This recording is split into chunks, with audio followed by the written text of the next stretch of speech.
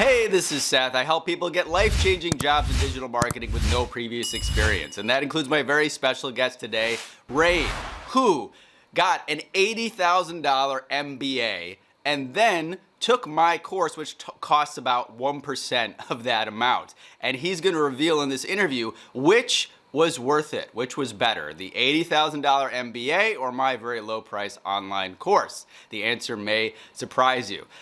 Rain is now making over six figures, managing many media buyers, and actually he's a hiring manager, so he's in charge of hiring new digital marketers. So in this interview, he's going to talk about what it was like looking for a job with an MBA, how he got into his current position and salary, and what hiring managers actually look for when they're going to be hiring entry-level digital marketers. So I know you're going to find this interview very informative, very inspiring. Rain is fantastic, and I'm so excited to share his story with you. Thanks for being here, Rain. Thanks for inviting me, Seth. My pleasure. So why don't you tell people about your current position that you're doing right now? Yeah, so my current position right now, so I am a senior manager in paid search, so Google Ads at a advertising agency, right? So I do manage other buyers and doing Google Ads and creating strategies and tactics to help other clients. That sounds great. And like approximately how much money, what's your salary? It's clear the six figures. That's so great, man. I mean, and it sounds like you really enjoy the work that you do. Yeah, it's significantly better, especially from like where I started straight after my MBA. Yeah, you were telling me like you're at a standing desk, and I told you like you said you move around a lot, and I asked you like, or you told me you move around a lot because you get excited, right? Like when you're working on this stuff. Is that true? It's true. You know, it's funny because one of my direct reports actually had talked about it and like jokes around like, oh, that's just my rain dance, if you will. When I start getting and talking about Google Ads, you know, like how like cool, like being curious is exploring around, testing, etc. That like, I don't know, I just can't sit still over it. Which is much different than my first job where it was more, I guess like the typical like you dread to get out of bed Monday thing. So Yeah. So let's get into that, and then we'll come back to your current job because everybody wants to know, of course, how did you get into this position? Now, in your situation, as I said, I know I had kind of a long intro there because it's like you had a unique story because you not only earned a bachelor's, you earned an MBA, which is a master's in business administration, and a lot of people think an MBA is very valuable. It's actually kind of funny. I researched it, and basically, if you Google that question about MBAs, all of the colleges will write articles saying it's worth it, and then other people will say it's not worth it. And we're gonna talk about that in a separate video. But what was it? You know, what was going on in your life when you found the course and you had earned your MBA? Like, what was going on? yeah, so I had just earned my MBA. Right. And then I started applying for marketing positions, right? And it's like, hey, cool, I've got this master's degree. It's like, cool, I'm like the best, right? It's just a little hubris, like being younger. And then I gotta tell you, it was actually kind of difficult to find a position at that time, even with a master's degree. And eventually I found one, got an interview, had to move cities. It's like, all right, cool. It's like new area, let's do it. And I stayed at that job maybe about 9 months, really. It was like 20% marketing, then a mix of sales, accounting and finance, warehouse. Like I was in the warehouse and I'm like, it's not exactly marketing, if you will, right? So long story short, I didn't really see this going anywhere that I wanted to in life, really. And it's like, hey, you know, marketing, cool. And I know like, hey, online marketing is starting to like really heat up, right? So I looked it up, and that's honestly how I found your course, was like through YouTube. Took the course, took a lot of notes, really learned from it, and then was able to get my second job that was actually in digital marketing. And then I parlayed that experience into my current position at the agency, and then worked hard, learned as much as I could, and then that's how I started like getting those promotions within. That's great, man. You really summed it up well. I mean, what you're describing, guy, what he's describing is what happens to people who graduate with these degrees, whether it's a master's degree or a bachelor's degree, is you're not learning anything about digital or any direct skill sets that employers need. And so you're forced to take, a lot of companies will say it's a marketing position, but it's not really marketing. You're doing a lot of, like you said, you're working in the warehouse, right? Like sometimes like it's a startup company. What do you mean? You were actually like on the ground, like packing things in boxes? Yeah, packaging, slapping on like packages for like the what do you call it? Like the addresses and everything, like driving my car with like, I also have an SUV like just full of packages to bring to the post office. Like a lot of things that's not marketing itself, It's not marketing at all. And then even sales, like people confuse sales and like you're on the phone, like trying to get customers. That's sales. That's not marketing. Marketing is promoting stuff. And I had another student, David, who's now running his own agency that had a marketing degree. It was the same thing. He was actually passing out flyers. Like he was doing like in-person like promotions and stuff. And again, this is the reason that people with these degrees get those terrible jobs is because they don't learn anything about the skill sets that employers actually need. So the title of the video or the thumbnail was like $80,000 MBA versus $800 online course. So, discussing the comparison between what you learned in the MBA versus my course and like how it impacted you, what was the difference between what happened after you took my course, like specifically versus what you had learned in your MBA? Yeah, so my MBA, I mean, there were some things that were interesting, like how finances work, like this is what business do care about. Yeah, for sure. But it wasn't anything I can bring to an employer and say, hey, here's something I bring to the table. It was more of theoretical. It was more of like, cool, I get the general idea, but I'm not an expert at it. But the difference when I took your course was like, hey, cool, I can talk about Google ads. I can talk about digital marketing in general, And then that was how I was able to really get in the door, was because now I had these like you said, marketable skills to say like, to get my foot in the door to do the job. Specifically, I'm not here to do your accounting or to do your financing. I'm here to do your marketing, right? Specific for digital marketing. And that's what I learned really in your course. And like, I think it took me like 3-4 days to watch through it all, like multiple times. 4 days versus like 2 years in an MBA. Yeah. Yeah, it's vastly different. It's vastly different. And by the way, guys, you took the course a few years ago. By the way, the course used to be about 15 hours of videos, and now it's more like 40 hours because we've just added and updated so much and added so much more content. But even as you can see, even back then, it was still effective. So most people, I think if you binge watch the course, you could get through it in 4 days. Like, did you binge watch it? I binge watched as much as I could. I was helping a friend. I was house sitting, so I was like, well, what am I gonna do? I watched her videos. Right. I think if you binge watch, it's like 2 Netflix seasons of a show, 40 hours. But basically, yeah, you went all in, and you learned the actual skills that employers need. And you summed up everything I've said in other videos about these MBA programs.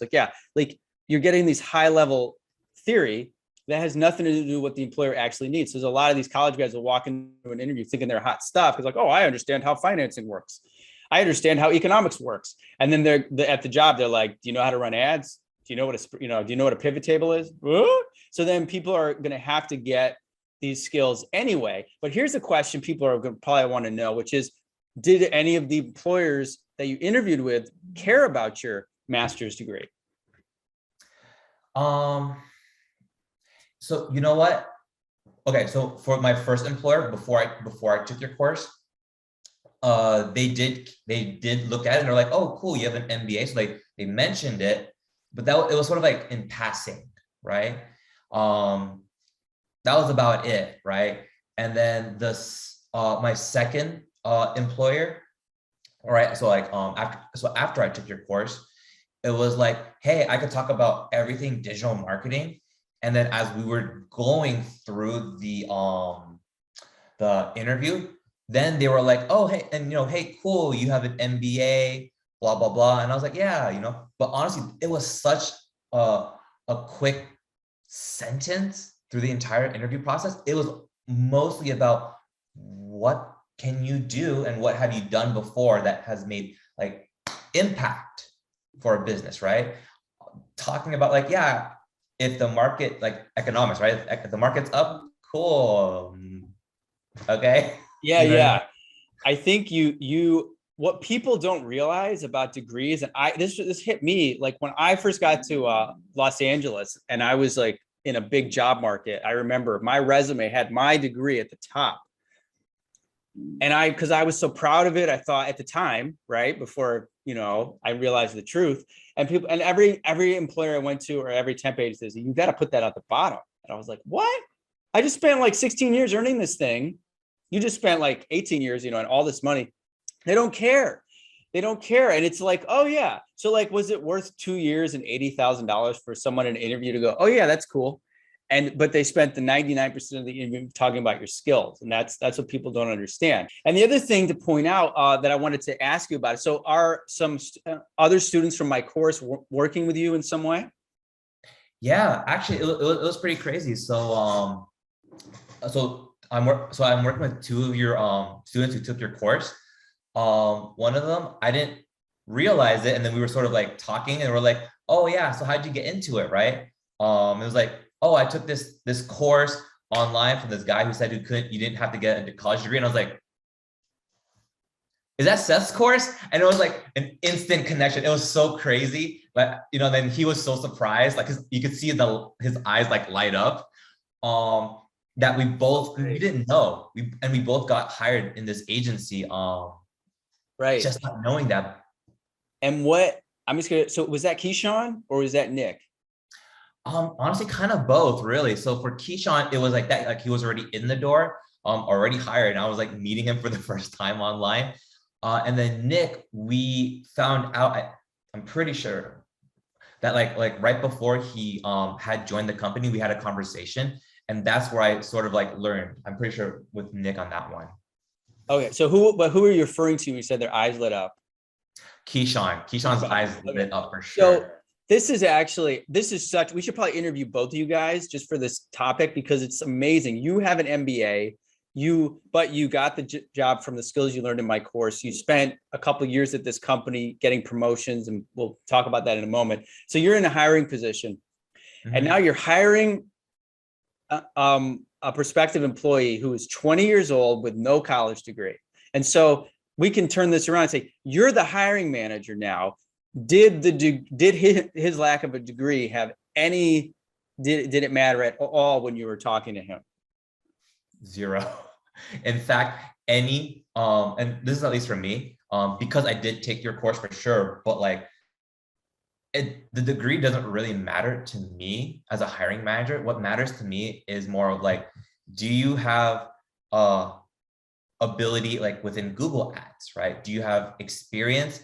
And then like during an interview process, great. Can you talk about Google Ads and digital marketing and stuff?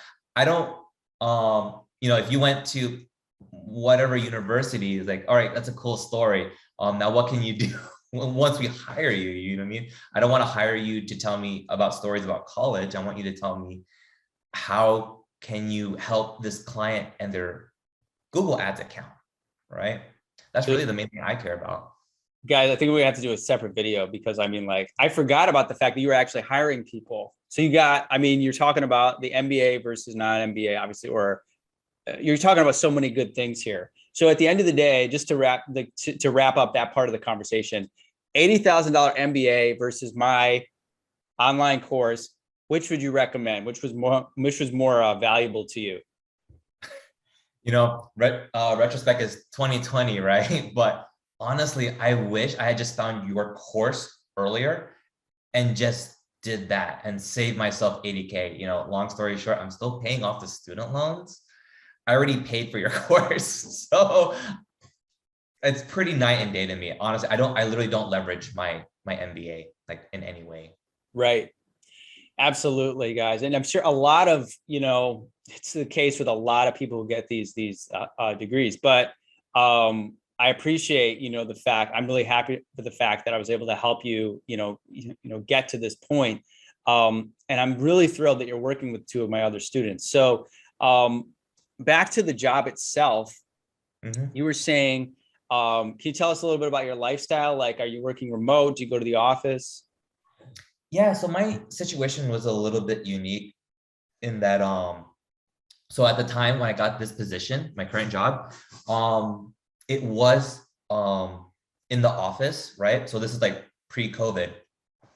Got hired Monday, Friday, shut down, essentially. So and then ever since then, the agency never looked back, and we just were remote since then. So because I was remote, I was able to move to different apartments within LA, not a problem. And I know like some of my coworkers moved out of state, which I eventually moved out of state in the same position here. Why did you move to Las Vegas? You live in Vegas. Why did you move there? Yeah, so at the time of moving to Las Vegas, it was actually it still is cheaper than living in LA. Both rent, like literally everything compared to LA. And I could still drive 3.5 to 4 hours and get to LA if I wanted to experience that too. But my area is still really cool though. So yeah, and what else? What are you not paying in Las Vegas? yeah, so in Las Vegas, I'm not paying state income tax. So I actually that was also actually good a point of like why I should leave California at least was that I could just keep more of my paycheck from my remote position. Absolutely, guys. I mean, you're making some great points. I'd actually do a whole separate video about this that I've mentioned before. It's true. When I started making over 6 figures in California, that's when it really hit me. Their state income tax scheme is like penalizes you once you start making any kind of money. If you're making like 40 grand a year, I mean, your state taxes are pretty low, but once you hit 6 figures, you're paying like $6,000 or $7,000 a year, right? In income taxes.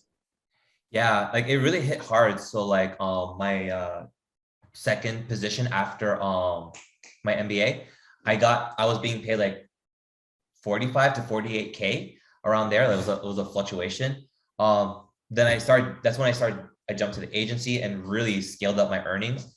You could see that that tax really get pulled out in California. Like I love California, but like again, I have the $80,000 MBA I still need to pay for. So I needed that amount to pay that back, right?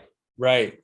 Yeah, guys, it really adds up, and it's a real hit in the gut. I mean, I really think they need to, like, California needs to adjust that. So it's like, yeah, okay, if somebody's making 200,000 or 300,000 a year, you can bump up their taxes. But if someone's just the problem with it is that you're trying to get out of, you're trying to like grow and like be successful, right? So moving from 40 to 70K, that's a big move. And then 70 to 100, and you're making all these strides to advance yourself and better yourself and grow, and then they're hitting you on the way up. Like, it doesn't make any sense. Like, yeah, okay, once you hit 100 or 150, that's okay, increase it now, you're making more money. But like, why hit somebody when they're just at 60 or 70 in a state where it's unaffordable to buy housing? But anyway, guys, that's just a little insight into, again, the difference between states from state to state. Back to the job itself. So it's remote. What are you actually doing in your job as a manager? Are you handling actual accounts? Are you managing other people, or both? Good question. So originally I was managing in accounts, right? When I first got hired. But then when I got promoted into a manager position, it became more managing others who are managing accounts, right? So it's sort of like this like bird's eye view of like, hey, cool, are we and this might be jargon, but like, are we like reaching our spend that we need for our clients? And are we hitting like the efficiency, like the return on ad spend, or ROAS, right? It's like, are we doing what we need to do for our clients? And, for like multiple folks that I manage. And actually, like in my position, I try to oversee like really everyone within the Google department and be like, hey, cool. Hey, you're doing great in here. Great job. Love to celebrate those wins. You know what I mean? And then if there's anyone who's struggling, like, say, all right, cool. Hey, give me context. What's going on? And then that's when we start brainstorming, right? For Google Ads, like how do we be successful, right? Within Google Ads. And as we're successful in Google Ads, it's success for the client, which is success for the agency, right? Yeah, absolutely. So, I mean, it sounds like a lot of responsibility. So like, I'm just curious, first of all, before you were promoted to this position, like how much of a budget were you managing just yourself as an analyst? Oh yeah, I definitely spent over 6 figures in ad spend for like 6 figures a month. clients. Yeah. Yeah. And now you're managing these teams. Like what's the total ad spend that you're ultimately responsible for? Ooh, that's a good question. I haven't looked recently, but I mean, as a single buyer, I was already hitting 6 figures. So like multiple 6 figures then.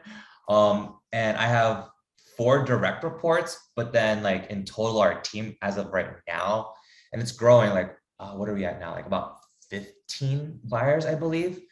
So like, well, you gotta be in the millions at this point. Oh yeah, no, it's definitely in the millions for sure. Yeah. That's incredible.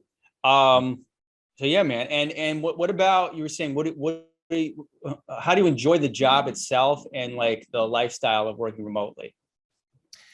Yeah, honestly, like, so I guess one of the things too, like, it's like pretty I don't know if like maybe others can like kind of feel that like in office, right? It was like, okay, you wake up at 6 a.m. or even earlier and then roll out of bed, you got to drive to the office and stuff. And it was just like, especially LA traffic. I don't know anyone who might be in a large city, like the traffic just sucks. But now like I can get out of bed, make coffee, eat breakfast. Like I enjoy my mornings. It all helps prep me up for the whole day. It is a little bit different, I'll admit, than like work in the office where you kind of like have like this water cooler talk, if you will. But honestly, it's pretty fun being able to like interact with other folks. And I think you being able to make friends like in a remote world is the onus is really on you to make the effort to like make connections, meet up, even if you work together and you're just quiet, at least you're hanging out in a way in the Zoom room. It's different. But honestly, like I've been loving it. And then like if I want to and actually, so like personal life, so I'm in Nevada and my girlfriend is in Florida. There are times in the month I travel to Florida and I stay there for a week and I don't have to take any PTO. I just work when she's at work, same time. You know what I mean? So it's been great that I've been able to travel around and kind of just do that. That's great flexibility you're talking about. And you're kind of like, I'm going to do a video about digital nomads. And it's like, you're not, I mean, that term, I don't like it so much. It's kind of too general. Like you have that flexibility. So it's like, yeah, you're traveling around when you want to. And you don't have to, stop working. And plus, I mean, it sounds like a good deal because your girlfriend's at work. If you didn't have a job or if you were, I don't know, doing something else, like you have stuff to do while your girlfriend's at work. And then it's like, you're both kind of working in the same city, even though you don't live in the same city right now. So that's awesome, man. And what else did you talk about? Yeah, the social aspect of the office is like definitely a double-edged sword because on the one hand, it is nice to connect with people, but I mean, I think remote is ideal. And you did say it's true. It's your responsibility to connect with people. And it's a more mature approach to things in a way. Offices are kind of like school in a way, because you're just sort of thrown into this community that you didn't put together. And yeah, there's people there, which is great, but like it gets old. I mean, most people have that experience of like, yeah, it's good to be around other people, but like it gets kind of stagnant and you didn't really choose these people. But when you're working remotely, you like have your coworkers and you can pick the people that you want to connect with. And you don't have to deal with the commute or anything like that. And what you described, I actually was going to do a video about this or talk about the there's some website, I forgot what it's called, where you basically just randomly do get on a Zoom call with some random person for accountability. And it is kind of cool to connect in the remote world, connect with people during the day, just to have another person around, so you're not completely, by yourself. That's actually really good. Oh, and also another benefit I just kind of crossed my mind too is like as we're doing this interview, right? We are now in if you watch us in the future, we're in a time of like very elevated gas prices around the country. I fill my tank up maybe once every week and a half. So like I save on the commute gas too. So like all the earnings I do for my job is that. And at least at my agency as well, like they help give a stipend for things like internet and phone and what I mean? So it helps pay for the upkeep of being having a home office. So yeah, honestly, yeah, that's fantastic. And as you should, and you should be able to write that stuff off if you did have to pay for it. But I think it's great the company does. And yeah, I mean, the impact of a commute, guys, is so intense for people who live, especially if you live in a big city like LA. I was the same way. When I had my first agency job, I mean, I spent 2 hours in traffic a day. Now I would try to maximize that time by listening to like audiobooks and books on tape, or like I would think a lot and plan things. But I mean, it's very different. Like you're describing, not only now you have to pay for gas, you have to pay for oil changes, you have to pay for the car, and you're still paying for car insurance, but there's the wear and tear on the car. And what's so crazy about a commute is that, like, yeah, if you're just driving around because you want to go to a coffee shop or you want to go here or go hiking, that's different than like being forced to spend time in the car that you don't really want to be there. And it does take a toll. I mean, honestly, I don't know how people do it, because I remember I was working full time at the time and I liked my job. And I like the 8 hours a day I spent there, but to pad on 2 extra hours just made it like brutal. Yeah. Like, and I was the same way. I would listen to like podcasts. I would think a lot, and I would do planning. Well, it was a great time to do planning stuff. Nothing I could write down because I'm in the car, right? But it definitely just eats up your day, and like it's just like gone already. Yeah. Yeah, that's the other thing in terms of time, guys. I remember because like when I worked full time, I remember the agency was cool. They let me come in like late. Sometimes I would come in at 10, but then I would work till 6. And the problem was then you either have to you're getting up earlier or you're going to bed like later. I come home and I would always conk out pretty early compared to my roommates because I had to wake up to go back to for that commute. So yeah. I know that's a big concern for a lot of people, and that's really the great thing about remote work these days. So, yeah, man. Oh, and that's what I was going to say. You're talking about socialization. So, yeah, you're all remote, but didn't you guys just have a big event in Florida? Oh yeah, we did. So like it was great. So my company had helped sponsor for like all of us to go and meet in Miami, Florida, right? So and my coworkers are spread across the country. So, bring us all together. And honestly, it was the greatest experience to be able to hang out with everyone. Of course, talking and doing Google ads, and then just being able to socialize that way was amazing, and honestly, like, I think it's pretty crazy in the remote world that like a lot of these folks, I would have never met. Some of my closest friends, like I would not have met without the remote world. And then it's crazy when you first meet them like in person versus like on a flat Zoom screen.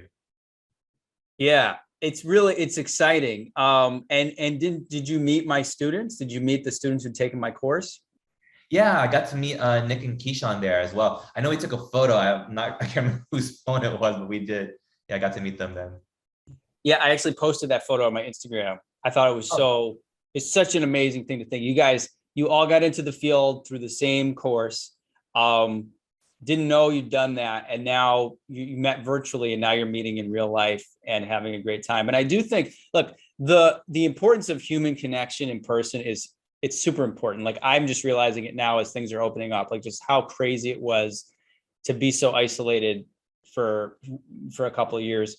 Mm-hmm. What I think is best, honestly, like there's an agency in Canada that I'm helping to staff for. And what they do is like, I think once a month or twice a month, they do this type of event. And I think that's awesome. But I think something in the middle between having to go to the office every single day and never going to the office, like, is probably ideal, because you definitely want to connect with people. But I think going every day with a commute is like, yeah, it's burdensome and it becomes like school. So I think the fact that your agency sponsored for this event is incredible, and I'm happy for all you guys. And I appreciate you sharing your story with us. So I think we covered everything. Is there anything you want to say to me or anybody watching the video who's thinking about the course? Yeah, absolutely. I mean, like, again, retrospect 2020, I wish I had just taken the course versus getting the expensive degrees. That was a big thing. For me, it really was life-changing. I was in dead-end jobs. I didn't see anything moving forward there. But after your course, I've seen my career really exponentially grow. I see myself like going places, honestly. It's a lot more fulfilling, and I appreciate your course a lot. This really was like the stepping stone for me. The job market for like this field is just growing. Like the demand for like this skill set just continues to grow. If you think that if anyone tells you like it's saturated or like they're not hiring or whatever, no. Digital marketing is continuously growing year over year. Like the demand is insane. Yeah, guys. Well, I'm I'm glad you said that. I didn't actually even know you were going to say that, but I just made a video called "Is Digital Marketing Saturated?" where I speak to that. And guys, this is an actual hiring manager. This is a guy that hires people. He's like at a big agency. He's hiring people. He's telling you people are hiring you.